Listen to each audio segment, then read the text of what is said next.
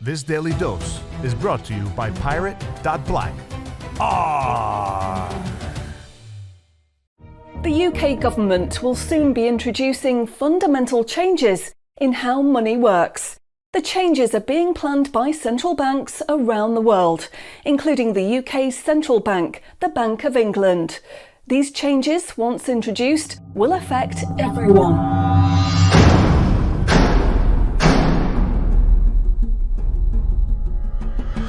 So, what are these changes really about?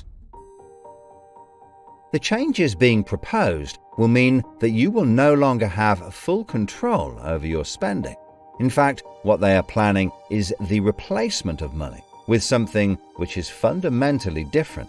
Therefore, it's not just cash they want to remove from the economy, it is money itself. Pay attention, because if the new monetary system is allowed to happen, it will be very difficult to reverse and could mark the beginning of the end of human freedom. In order to explain the changes that are being planned right now for your tomorrow, let's explain a little bit about how your money works today. Let's imagine that John decides to buy his daughter a birthday present from Argos. He chooses the product he wants, then pays £50 using his debit card. You might think that £50 is immediately transferred from John's bank account to Argos's bank account. But this is not what happens. A record is created showing that John's bank owes Argos's bank £50, and John's account will even show that the money has left his account. But the actual transfer of funds does not occur at the time of purchase. John's £50 purchase is one of about 50 million UK transactions that occur every day, and although in each case the account may show that the money has been transferred, the actual movement of funds between the banks only occurs once every day. Every 24 hours, all the payments made to and from each of the UK's 300 plus registered banks are added up to determine how much each bank owes the others. The Bank of England, which is the central bank that all other banks in the system are connected with, derives the total amount that each bank owes and is owed for that day. The Bank of England then intermediates and exchanges funds between all the other banks. So the Bank of England does not know anything about John or the £50 he spent on his daughter. John's money is just a tiny part of a huge transfer of funds. This means that the only organisation that can see what John does with his money is his own bank. The central bank cannot see what John spends his money on or when he spends it, and John's bank is under an obligation not to share details of his spending with anyone. This means that, rightly, there is a good degree of anonymity and privacy over what John decides to spend his money on. This, in turn, means that a government or central authority, such as the Bank of England, cannot directly restrict John when he uses his debit card, because it has no visibility of what John is doing with his money. If John had paid for the present with £50 of cash, then the purchase would be completely anonymous. Nobody, including John's bank, would know what he had spent his money on. So, cash transactions are truly anonymous, and debit card transactions have a high degree of anonymity because only your bank can know about them. So, what is this new system? The name of the new system is called Central Bank Digital Currency, or CBDC. It sometimes has other names, such as smart money. Here's how it works. Let's imagine that John, again, decides to buy his daughter a birthday present from Argos.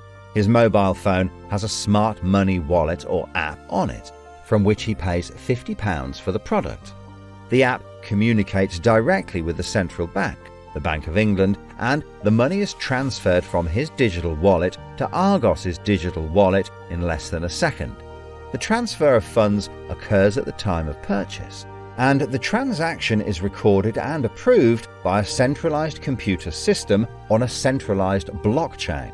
A blockchain is a special computer program that records information very reliably and cannot be amended.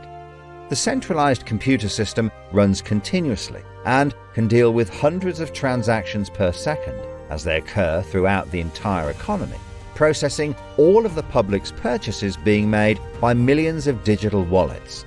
This sounds fantastic and is so much quicker and simpler than the old system. But there is a fundamental difference, which is that all transactions are centralized in real time as they happen.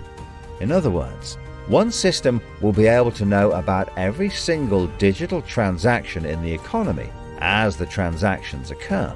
This is the critical difference with the new digital monetary system that everyone needs to be aware of. All transactions are centralized in real time as they happen. The people who are planning this new system have made it clear that it would be useful, in their eyes, to use artificial intelligence algorithms in real time to block certain public transactions for a range of different reasons. So, what does this mean for John? Let's just say there is another lockdown and the government want to stop the public moving about the country. With this new system, they could introduce a simple change. That would mean John's wallet would only work if he was located within a certain distance of his own home. Argos is 2 miles from John's house, and he decides to go and buy his daughter a birthday present. He attempts to pay £50 for the product with the app. The app communicates directly with the Bank of England's computer system, and the system rejects John's payment before it is made, because the system knows that John is 2 miles from his own home, and John's wallet has been limited to spending within just 1 mile. John cannot now buy anything unless he moves closer to his own home. His money is now useless if he wants to go anywhere. Why doesn't John just use cash? That would be a good solution for John as long as cash is still in use. So, how might this new system be introduced? The Prime Minister called an emergency meeting today to discuss the unprecedented slide into economic recession in the UK and global economies. Inflation is out of control, and high interest rates are causing thousands of house repossessions. All cash points and over-the-counter cash services are now frozen, and millions of people face losing their life savings as a number of high street banks are declared insolvent.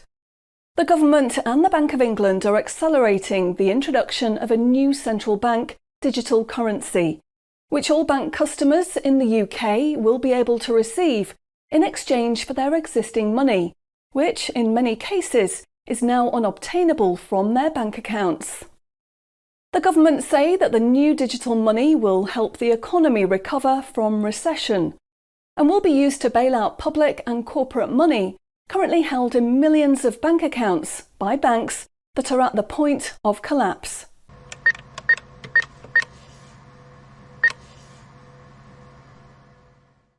It says cash unobtainable from this account. It's frozen our money. Bleeding hell, John. How much have we got in the house? We've only got £120, and when that's gone, nothing. I don't believe it. The bank's frozen our money. We've got £25,000 in that account, and no way of getting it back. Download your central bank CBDC wallet app today and get bonus digital pounds free. If you exchange your existing bank funds into your digital currency wallet now, you will receive free digital pounds for each account you exchange. You can then spend from your digital wallet by using your phone app, exactly like a debit card. Download the free app now from the UK government website or the App Store. John, we need to download the digital wallet thing. See if we can transfer it in. We've got no other option, love. Wow, it's transferred, and it's given us some bonus money. I can't believe it. How do you know it's worked? It's worked, love. Everyone's using this money now. Right, I'm off down Tesco to try it out. Sorted.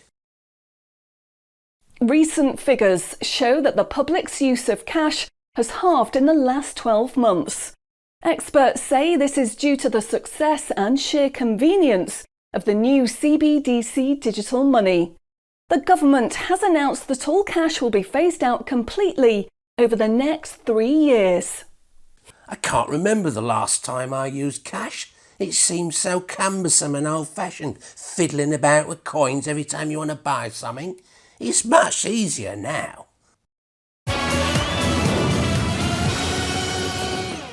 Have you seen the remote control, love?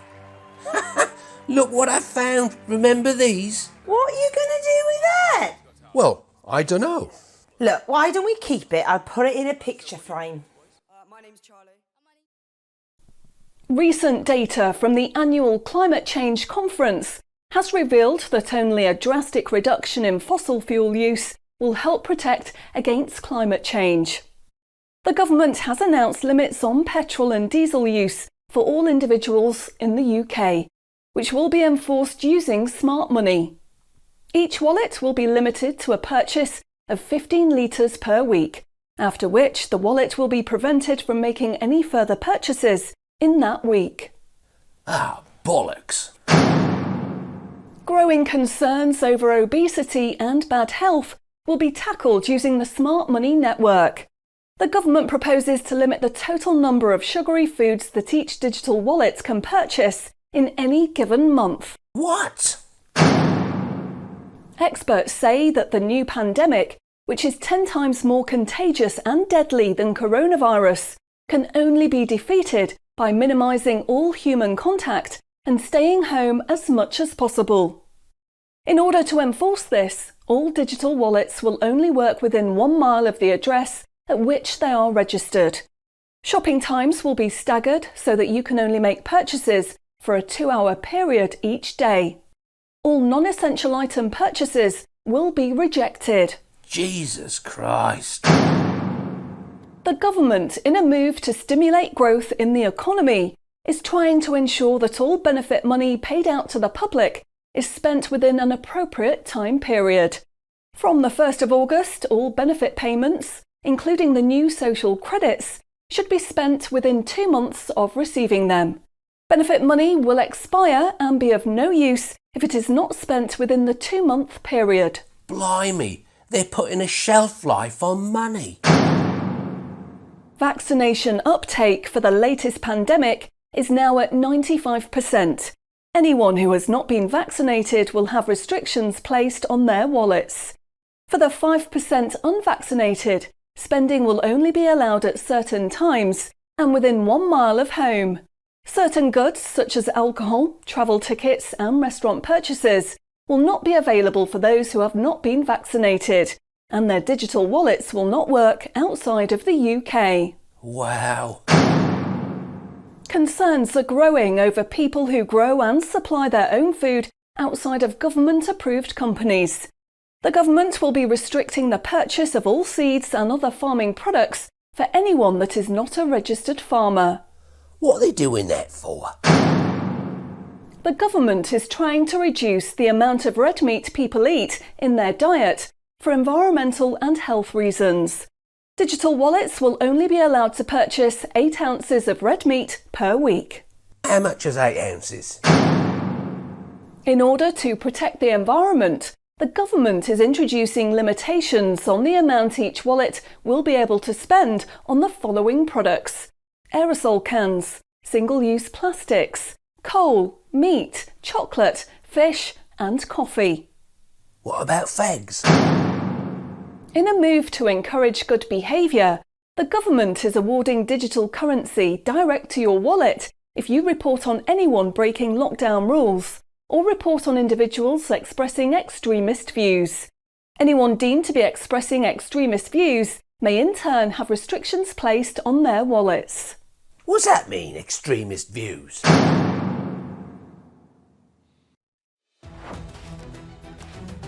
Follow the treasure to pirate.black, because financial privacy today is freedom tomorrow.